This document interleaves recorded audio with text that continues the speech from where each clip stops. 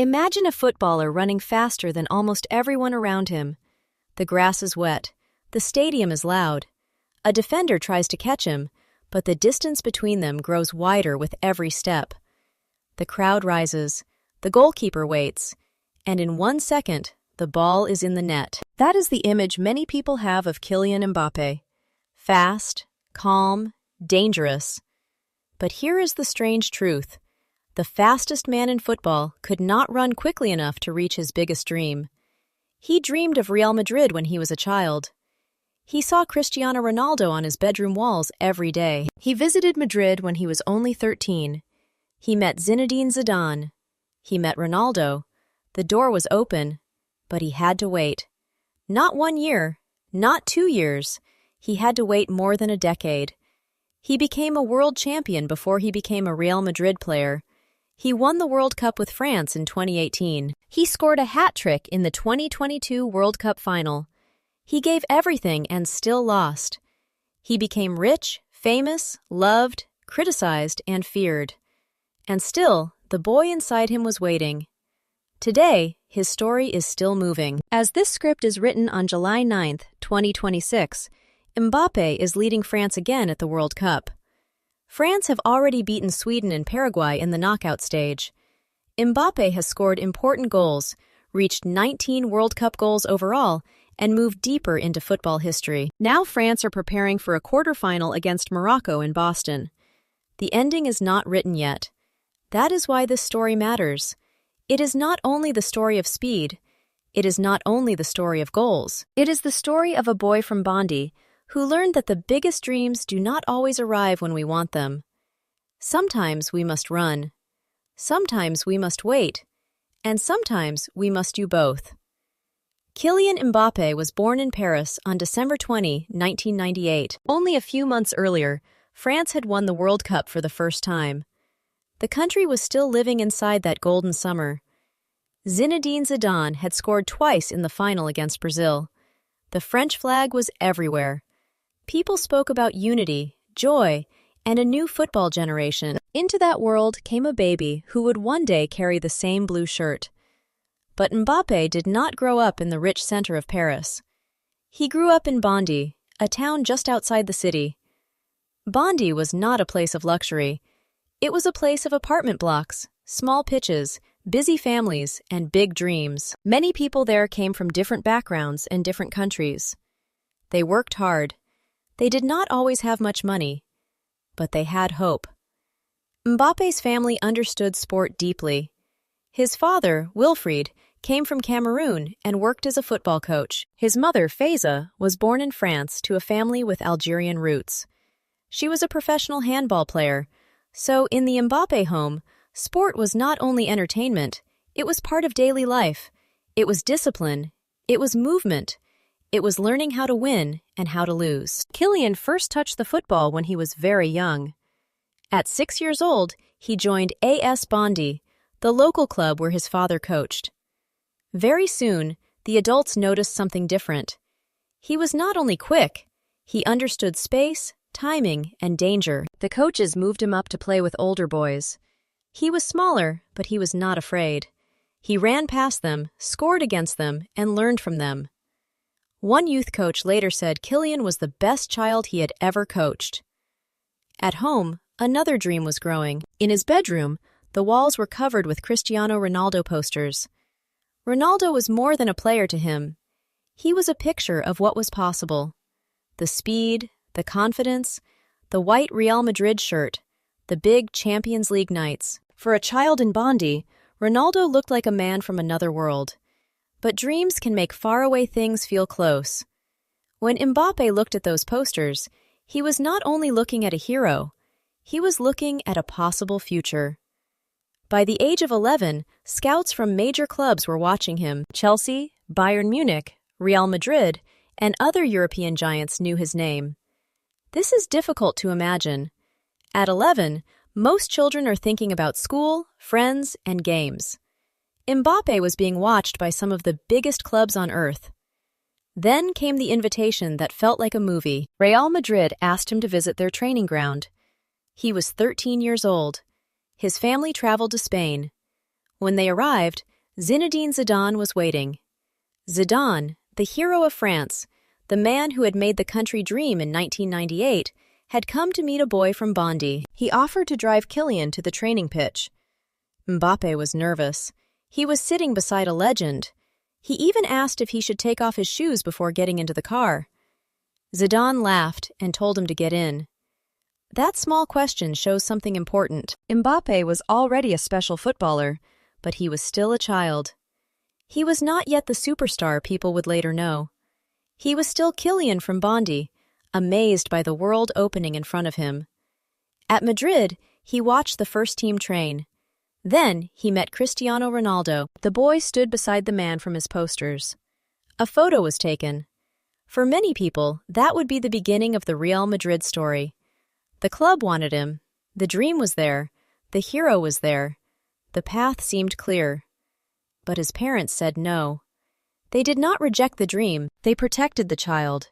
They worried that he was too young. They worried that a giant club could swallow him. They wanted him to grow, study, and become stronger step by step. It was a brave decision, because saying no to Real Madrid is never easy. So, Mbappé went back to France. The dream did not die. It only waited. At 13, Kylian left home for a new football life.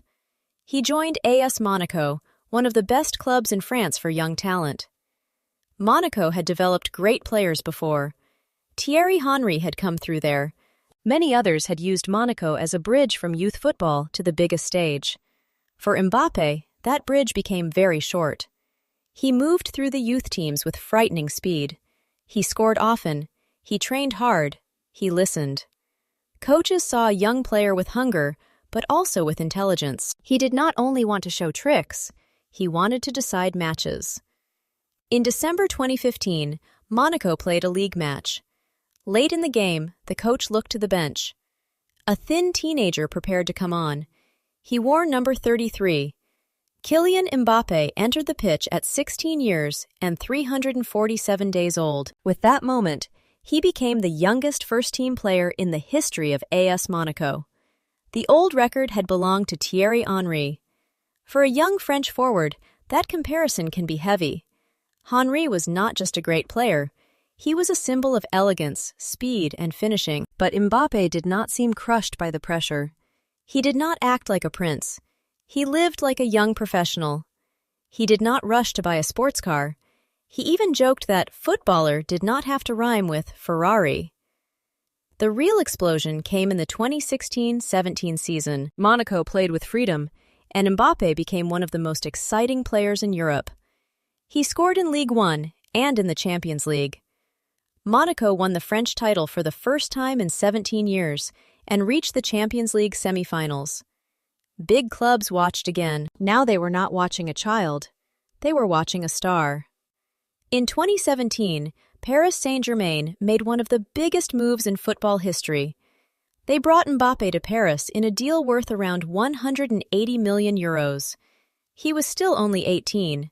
He became the most expensive teenager ever. The boy from Bondy had returned close to home, but now the world was looking at him.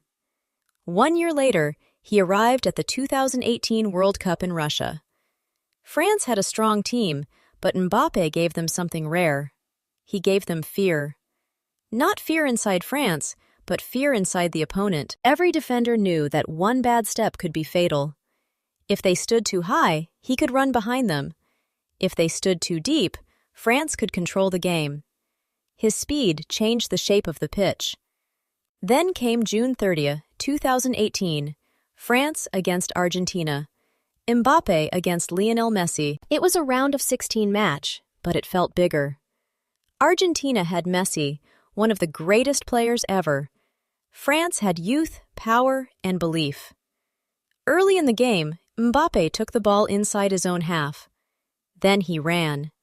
An Argentine defender chased him. Another moved across. Mbappé was carrying danger with every step. The defenders could not stop him cleanly.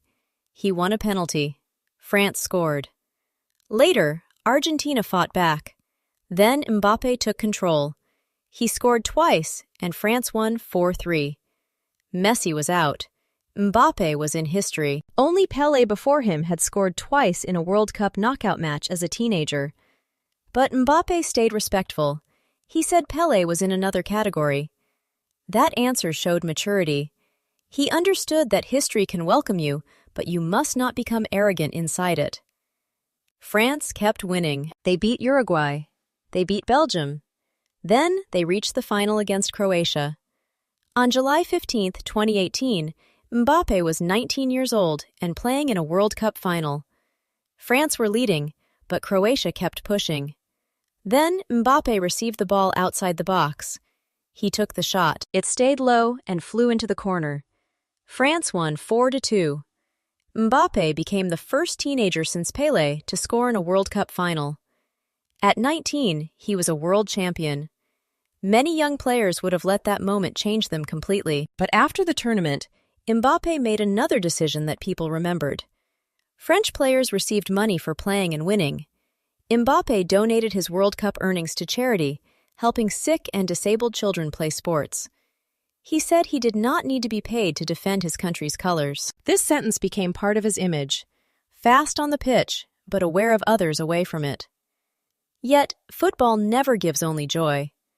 After 2018, expectations became enormous.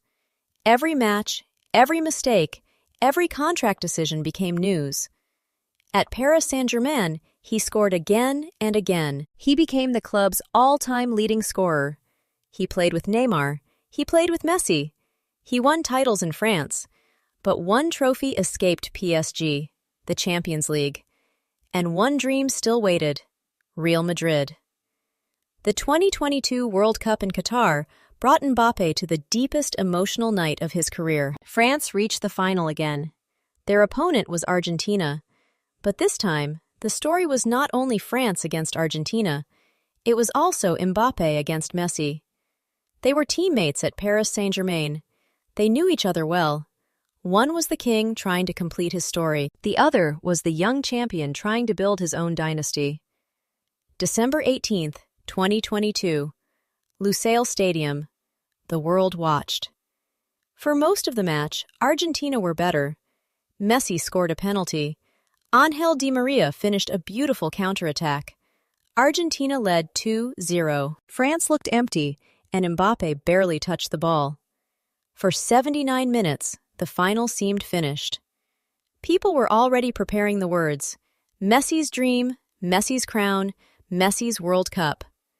Then the impossible began. In the 80th minute, France won a penalty.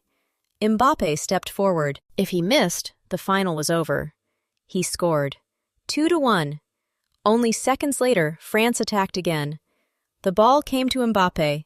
He hit a volley while falling, and the ball flew into the corner. 2-2. The final changed from a coronation into chaos. In extra time, Messi scored again. Argentina led 3-2. Then, in the 118th minute, France won another penalty. Mbappé stood over the ball again. He scored again. 3-3. A hat-trick in a World Cup final. No player had done that since Jeff Hurst in 1966. Then came penalties. Mbappé scored his penalty in the shootout too. He had done almost everything one player could do. But football is not an individual sport. Argentina scored theirs. France missed. Argentina won. Messi lifted the trophy. Mbappé sat alone. That image is powerful because it tells a hard truth. Sometimes you can be brilliant and still lose. Sometimes you can score 3 goals in a World Cup final and still feel empty. Sometimes history gives glory to one man and heartbreak to another in the same night. For Mbappé, Qatar did not destroy him. It gave him a new hunger. But the Real Madrid story was still complicated. In 2021, Madrid wanted him. PSG refused. In 2022, many people believed he would finally move. Then he stayed in Paris, and the pressure around him became personal. Every decision looked like a public trial. Then, in 2024, the long wait ended. Kylian Mbappé joined Real Madrid. He walked into the club of his childhood dream. He wore the white shirt. He received the number 9, the same number Cristiano Ronaldo had worn in his first season at Madrid. In front of thousands of fans, the boy from Bondy finally stood inside the dream that had lived on his bedroom walls. But dreams do not stop when they come true. They become work. At Madrid, Mbappé had to prove that the move was not only emotional. He had to score, he had to lead, he had to fit into a team full of stars. And he did. In the 2024-25 league season, he scored 31 La Liga goals and won the European Golden Shoe. In 2025, he matched Cristiano Ronaldo's Real Madrid record of 59 goals in a calendar year. The dream was working. Then came the 2026 World Cup. This tournament was different from every World Cup before it. It had 48 teams and a new round of 32. More teams meant more chances for heroes and surprises. Mbappé entered the tournament as France captain. He was no longer the teenage lightning of 2018. He was now a leader, a Real Madrid star, and one of the most experienced World Cup forwards alive. In the round of 32, France faced Sweden at New York, New Jersey Stadium on June 30, 2026. France won 3-0, and Mbappé scored twice. His movement was sharp, his finishing calm, and his leadership clear. Then came the round of 16 against Paraguay on July 4, 2026, in Philadelphia. It was hot, tense, and difficult. Paraguay defended with strength and patience. In the 70th minute, France won a penalty. Mbappé stepped up. Again, the moment asked for calm. Again, he answered. France won 1-0. With that goal, Mbappé reached 7 goals in the 2026 tournament and 19 World Cup goals in total. He also extended his record for World Cup knockout goals. FIFA's tournament figures after the round of 16 placed him among the great names of the entire competition. Lionel Messi had 21 World Cup goals. Mbappé had 19, and he was still only 27. Also, the tournament measured something that fits perfectly with his story: speed. Mbappé recorded one of the fastest sprints of the 2026 World Cup at 37.6 kilometers per hour. Years earlier, he had been known for a sprint around 38 kilometers per hour at PSG. The number changed slightly, but the image stayed the same. He was still running, but now he was running with more history on his back. As this story reaches July 9, 2026, France are preparing to play Morocco in the quarterfinal in Boston. It is a symbolic match. France beat Morocco in the 2022 semifinal, but Morocco are no longer a surprise. They are strong, organized, proud, and experienced. Many players and fans on both sides share cultural and family connections. Mbappé also has a famous friendship with Achraf Hakimi, his former PSG teammate and Morocco star. So this is not just another match. It is history meeting history. It is friendship meeting competition. It is the old pain of Qatar meeting a new chance in America. The result is not yet written. Maybe France will move closer to the trophy. Maybe Morocco will create another great chapter. But whatever happens, Mbappé has already changed the World Cup again. What is Kylian Mbappé's legacy? Is it speed? Yes, but not only speed. Is it goals? Yes, but not only goals. His legacy is the strange balance between running and waiting. As a child, he ran on the small pitches of Bondy. He ran past older boys. He ran toward a dream that seemed too big for his neighborhood. But when Real Madrid wanted him at 13, he had to wait. When he became a star at Monaco, he still had to grow. When he won the World Cup at 19, he still had pain ahead. When he scored 3 goals in the 2022 final, he still lost. When his Real Madrid dream finally came true, he still had to prove himself again. That is why his story is useful beyond football. Many people think success is a straight line. You dream, you work, you win. But real life is not like that. Sometimes you dream, you work, you wait, you fail, you learn, and then you try again. Mbappé's life teaches us that speed can open doors, but patience helps us walk through them. In Bondy, there is a mural of him. It shows a boy lying on a bed with a football, dreaming of the future. Above him is the grown Mbappé in the France shirt. The message is simple: love your dream, and it will love you back. That sentence feels soft, but it is not easy. To love a dream means to respect it when it is slow. It means to keep working when nobody is cheering. It means to accept that a dream may hurt you before it rewards you. Kylian Mbappé has already lived many football lives. The child with Ronaldo posters, the Monaco teenager, the PSG superstar, the 2018 world champion, the 2022 broken hero, the Real Madrid number 9, the France captain in 2026, and still, he is not finished. Maybe that is the most exciting part. His story is not only history, it is still happening. So when you watch Mbappé run, do not only look at his speed, look at the years behind the sprint. Look at the family that protected him. Look at the rooms, the choices, the tears, the criticism, the pressure, and the patience. Because the fastest man in football did not sprint to his dream. He ran toward it. He waited for it. And when the door finally opened, he walked in, ready. My friend, if this story helped you practice English and understand football history, please subscribe to the channel. Leave a comment and tell me, do you think Kylian Mbappé will win another World Cup with France? Thank you for listening. Keep learning, keep dreaming. And when your dream feels far away, remember the boy from Bondy. Sometimes the road is long because the dream is big.